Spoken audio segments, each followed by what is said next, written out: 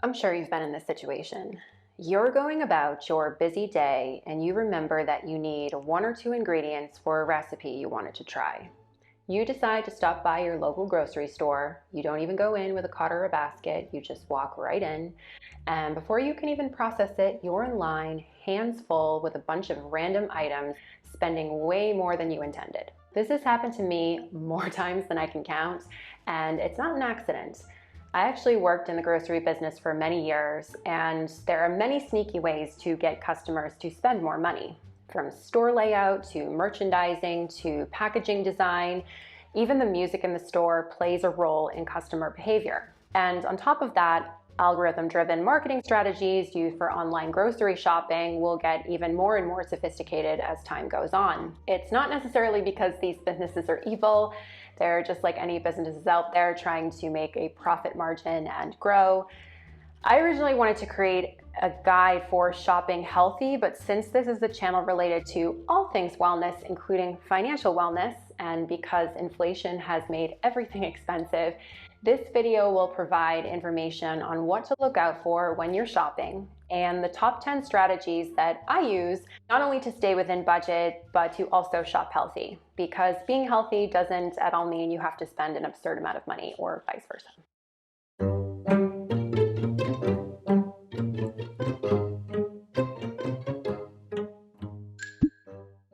Strategy 1, be honest about your eating habits.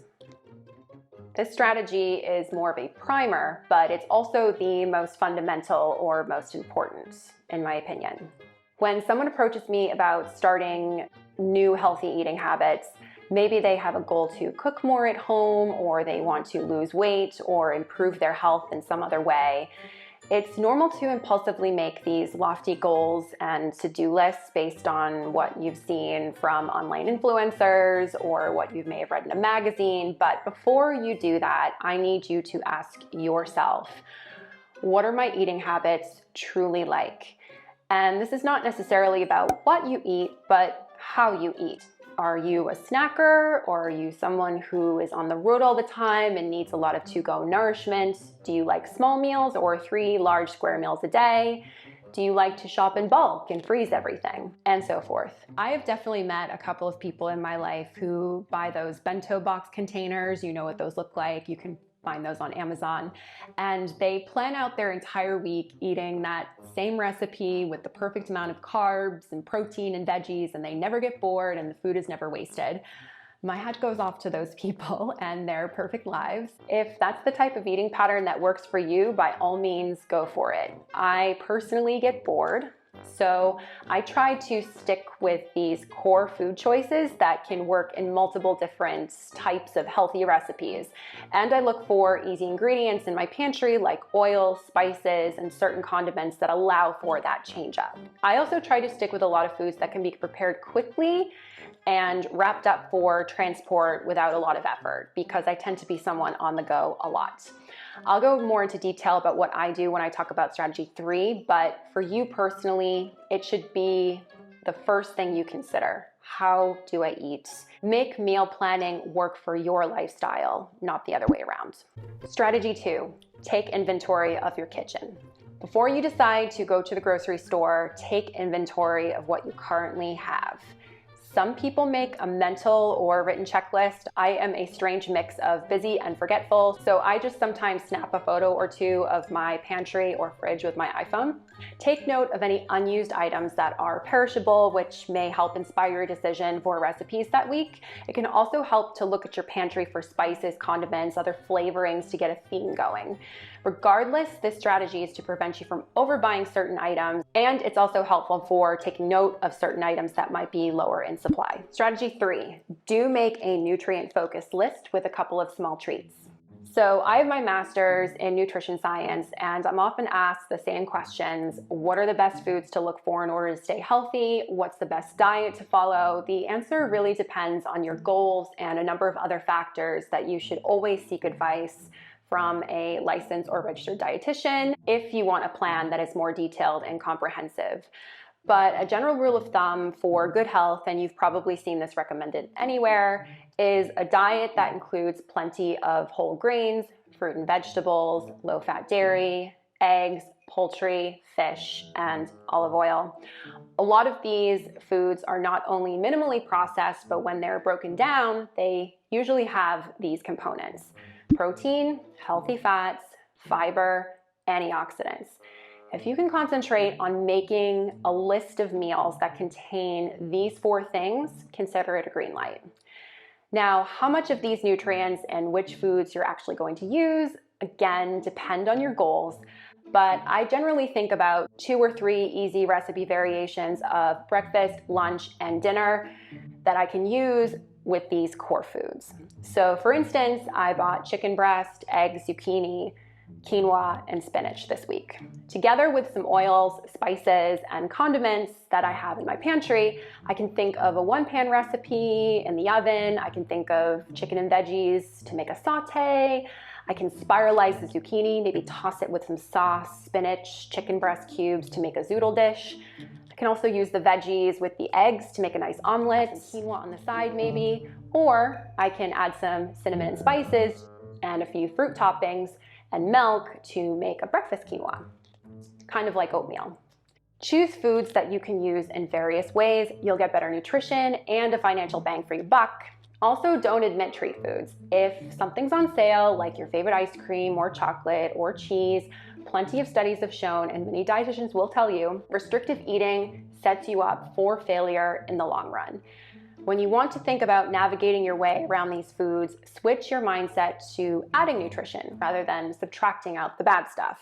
For instance, I don't understand how anyone or why anyone would live without chocolate. Instead of avoiding my favorite chocolate chips, I bought them with walnuts and took some seeds that I had in my pantry, and I made a really nice trail mix. And lo and behold, a tasty snack with fiber, healthy fats, and protein. Strategy 4, take note of store weekly deals, coupons, and sales promos. A lot of stores like Target, Whole Foods, Wegmans, Aldi, and Costco now have their own smartphone apps, which house all of their weekly deals and coupons. If you're the old-fashioned type, many newsletters are still kept near the store entrances. Sometimes they're mailed out. Definitely look out for deals that may coincide with your healthy list, but do pay attention to the fine print of these details. Sometimes deals actually aren't as good as they seem. For instance, you may come across what they call a BOGO deal, or buy one get one on Greek yogurt. Sometimes, and this doesn't always happen, but the price for the item that you're paying for, like this Greek yogurt brand, might be actually hiked slightly during the BOGO sale period. So it may seem like you're getting a good deal on each of the items, but the price per unit might actually still be cheaper on, say, the store brand of a Greek yogurt. I've also seen deals for buy 10 units for $10. Before you go spending $10 on something like Greek yogurt, ask the store associate if there's a minimum rule. Sometimes there isn't one and you can actually get each unit for $1, and other times you have to actually buy a minimum. Sometimes it's like at least 5 units, or you do have to buy all 10. So take that into consideration. Another trick I might see in newsletters, and it's not all it's cracked up to be, is the top deal or best deal item. This might not reflect the lowest sale price of an item. It's often an agreement that grocers may have with a brand. Many times it's a brand that they will regularly sell high volume of. So with that in mind, they've settled on a slightly lowered price per unit. That's definitely not the lowest it'll ever be. And sometimes there just might be some outdated sales tags that associates forget to take down. So study the coupons before you jump on them, and always look at the receipt. Strategy 5, eat something before you go shopping. This is a quick and dirty tip. Try not to go into the store hungry. If you're not going to stay on task, you'll be easily distracted by what your brain thinks is tasty. You're going to have a lot of sights and smells. You may end up spending more than you intend and buying things that may not align with the list you made. Grocery stores know this, and they often use a strategy called in-store demoing, either active with a salesperson or passive with the product, just leaving samples out. Sometimes with the manufacturer coupons, this is an upsell strategy. Unless it's on your list, just grab the coupon if there is one. They usually don't expire for a certain time period, so you can usually use it for a future shopping trip. Strategy 6, get to know the store layouts. Grocery store layouts are meticulously planned to make you spend more. A lot of dietitians and nutritionists usually advise shopping the exterior aisles of the grocery store for the healthier stuff. That is somewhat true, but do keep in mind the following tricks to help you be even more prepared. Be aware of cross-merchandising.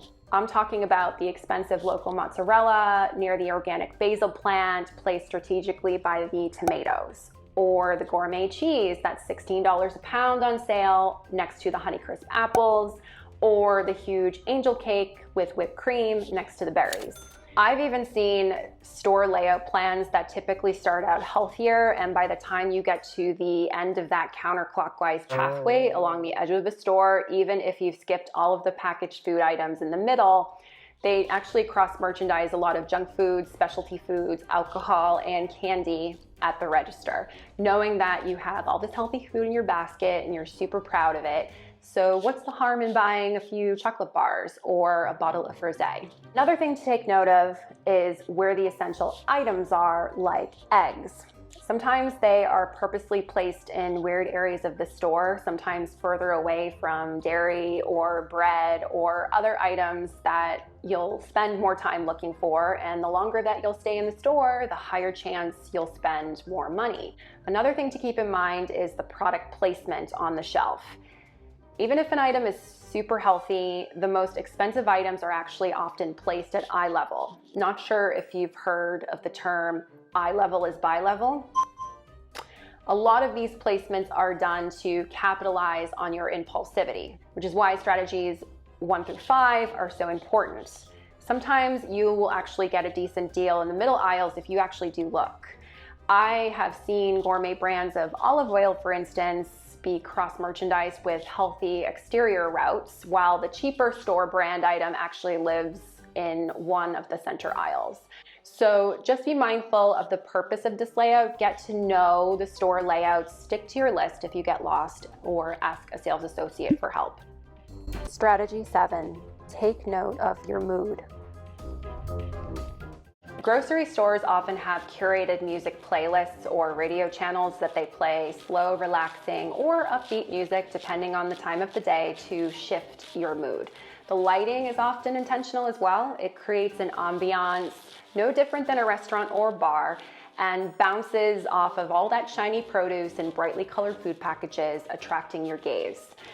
And packaged goods, especially in the categories like pasta and cereals and dairy and eggs, have multiple brands packed into one spot, which if you pay close attention, you can actually feel a little overwhelmed. The intention is that you'll hopefully succumb to your decision fatigue and grab the closest item, which is usually not the best deal. So again, stick to your list, know how much you're going to need, and think best price per unit. Strategy 8, don't shun frozen foods. You've probably heard of this one, but frozen foods, especially fruit and vegetables, are often flash frozen at harvest and can be a super affordable option for nutritionally dense foods. I've seen frozen grains and specialty stir-fry mixes as well.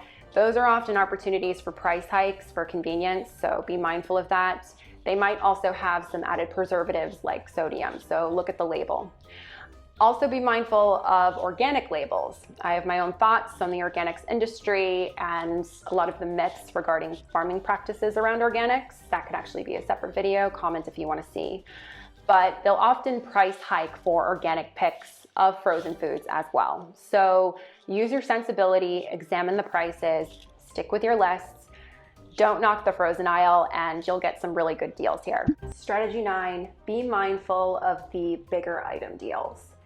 This is sort of like the BOGO deal trick. I've seen grocery stores take advantage of the assumption that you'll get more for your dollar by purchasing the larger item, probably saving money on that expensive packaging, right? I've seen this for a few specialty items like a tub of butter, for instance, certain condiment spreads, nut butters, but some supermarkets do take advantage of this assumption and will price the larger tub higher than, say, the 2 smaller tubs, which combined may have the same weights, but actually have the lesser price point, if that makes sense. I've also seen different units of measurement used for the 2 sizes, which may also throw the customer off regarding the value. This is a good opportunity to get to know the price per unit value printed on the sales tags. In my years of working in the grocery business, I've actually seen some printing errors for these tags. Mistakes sometimes happen, so do pay attention and do keep your receipts. And strategy 10, this is specifically for online shopping, being mindful of swaps and surcharges. Sometimes I love the convenience of save time that comes with apps like Amazon Prime and Instacart, but there are still several things to keep in mind when shopping for groceries online. One thing is the swap or substitution feature. Sometimes if an item you requested is out of stock, Prime or Instacart shoppers will ask you if you want to replace that item with something different. In some instances, at least in my experience, they'll automatically replace an item, and sometimes that item will be more expensive. So be sure to use the backup item option in both of the apps for substitutions, or select refund if out of stock. This may not be a big deal for 1 or 2 items, but I've had instances where the automatic substitution feature made a $10 or $20 difference on my grocery bill, and sometimes the substitutions ended up being items that I didn't even like to eat. So Instacart and Prime shoppers often fulfill orders under very tight deadlines, no matter the time of day or what condition the store is in, so try to make their lives simpler by just communicating clearly. Another thing to remember is the fuel or service surcharges, which can affect your bottom line costs by at least $10 to $20 depending on the app you're using. Some creative ways to offset these costs: Instacart has referral codes that they trade for rewards, and they regularly send promotions via email newsletter. You can also link the cashback apps like Ibotta or Cash App as well. Bonus strategy: create a food sustainability plan. Once you have all of your meals planned out for the week and food purchased, consider their expiration dates and shelf life. I can actually do a separate video on best if purchased or used by dates. Comment below if you actually want to see a video like that. But the website Save the Food is one free online guide that I've actually found super useful for maintaining good shelf life of certain perishable foods. This was actually a major national public service advertising campaign launched by the Natural Resources Defense Council and the Ad Council a few years ago, which aimed to reduce food waste. They not only have this interactive guide on proper food storage, but they also have a meal planning guide and recipes as well. So that's my detailed guide on how to shop healthy on a budget. One thing to note is, as a disclaimer, while I have a master's degree in nutrition and several years of experience in the grocery industry, please consult with a certified financial planner or registered dietitian for needs that are specific to you. Thanks again for watching, and I will see you in my next video. Bye-bye.